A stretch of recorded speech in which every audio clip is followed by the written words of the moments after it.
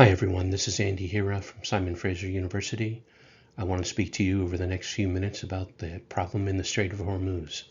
If you've been following the news over the last 5 or 6 weeks, you know that the U.S. has found itself in a straitjacket in terms of this problem. Iran was developing nuclear weapons to ensure regime survival, and now it found an even better solution, which is it can control about a fifth of the world's oil supply and the world's liquefied natural gas that goes through the Strait of Hormuz.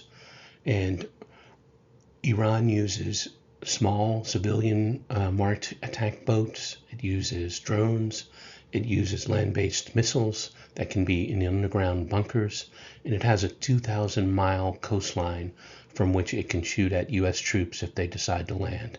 So it seems like the problem is intractable, but I want to present to you over the next few minutes some potential solutions to this problem.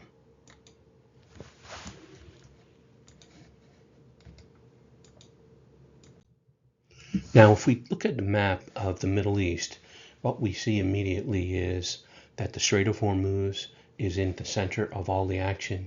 It's right here, south of Iran. It's shared with the UAE, with Saudi Arabia, with Kuwait, and with Iraq through its small port facility there. Bahrain and Qatar are also in this area.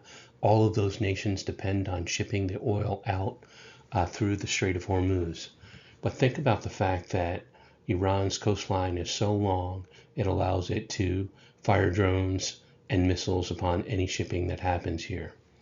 Saudi Arabia has an east-west pipeline that Iran has fired upon, and UAE also has a bypass pipeline that goes around the Strait of Hormuz. But those pipelines only carry about 8 million barrels of oil a day, whereas the Strait exports about 15 million barrels a day. So that's not nearly enough to make up for the loss, even if they could be secured. Now think about the fact that Azerbaijan, here north of Iran, closer to Turkey, already has a built-in pipeline. And Iraq Kurdistan, northern Iraq Kurdistan, the Kirkuk has a pipeline that goes directly into Turkey. So those two pipelines can be used if they're extended to Kuwait, to the Gulf states, and extending from Saudi pipelines that already exist. They could be extended into Turkey. From Turkey, you have access to Mediterranean ports, and you can ship directly into Europe, or you can go through the Suez Canal and go back to Asia. So that provides two alternative routes right there. Now, there also is a pipeline that hasn't been used for a while because of the ISIS revolution in western Iraq that goes directly to Syria. Now we know that Syria is secured. The Assad regime is no longer in power. You could revive that pipeline. You would have to provide security by using the Syrian Kurds or by strengthening the Syrian National Army to ensure that western Iraq was secure. That would give you a pipeline directly to the Mediterranean coast and give you an alternative to using Turkey as a middleman. Obviously, Turkey might have some objections for empowering the Kurds. On the other hand, there is an existing pipeline that goes from Kirkuk to Ceyhan in Turkey. So the Turks are already on board with a pipeline from Kurdistan. And in this way, they would be helping out their Gulf state neighbors and reducing the power of their potential rival in Iran.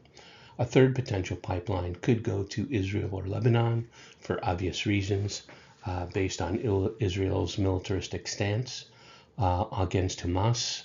And for security reasons, Arab states would probably be reluctant to do this.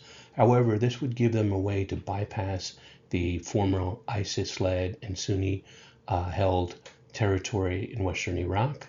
It would allow them to bypass Turkey, go directly from Saudi Arabia through Jordan and into Israel. And this would also be closer to the Suez Canal. So those are three immediate routes that would help you to bypass the Strait of Hormuz problem. And it really wouldn't be that hard to extend the existing pipeline from northern Iraq down to the coast. You already have pipelines going for export into the Strait of Hormuz. So you would just have to reverse the direction of those pipelines. Now let's think about the longer term solution here. The longer term solution is even more obvious, which is if you're an Asian market that's completely dependent upon oil, and having gone through previous crises like the OPEC oil crisis, like the Gulf War, that these geopolitical problems that are sucking in all kinds of military and security spending. Just think about the trillions of dollars that were spent in Iraq, the trillions of dollars that were spent in Afghanistan, all in the name of securing an oil supply. Now think about the only solution to this is to reduce your addiction to oil. And in fact, the good news is that when you look at the competitive prices of renewable energy, they're actually cheaper than natural gas. Now, they don't provide the same baseload power, but there's no reason why, just as it occurs in Texas or Iowa or any number of U.S. states now, you can have at least 20 or 30% of your energy coming from renewables. And as you start to pour money into battery storage, you can reduce the amount of reliance on fossil fuels, improving your energy security, and stopping climate change at the same time. So there are some very obvious solutions to the Strait of Hormuz problem that lead us to a better place. Hope that you enjoyed this talk and look forward to seeing you at the next one. Please feel free to contact me if you have any questions or comments. Thanks and take care.